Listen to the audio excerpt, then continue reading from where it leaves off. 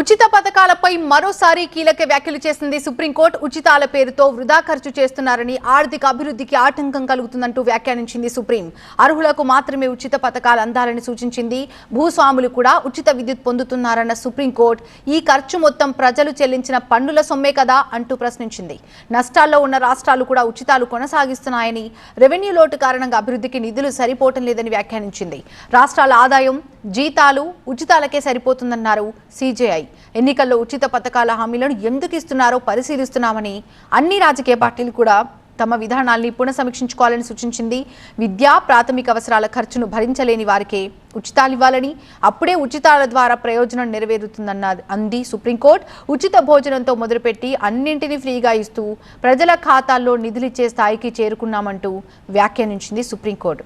ఎన్నికల్లో ఉచిత పథకాల హామీలను వ్యతిరేకిస్తూ దాఖలైన పిటిషన్స్ పై విచారణ జరిపిన సుప్రీంకోర్టు కేంద్రంతో పాటు ప్రతివాదులకి నోటీసులు జారీ చేసింది. 4 వారాల్లో సమాధానం చెప్పాలని ఆదేశించింది.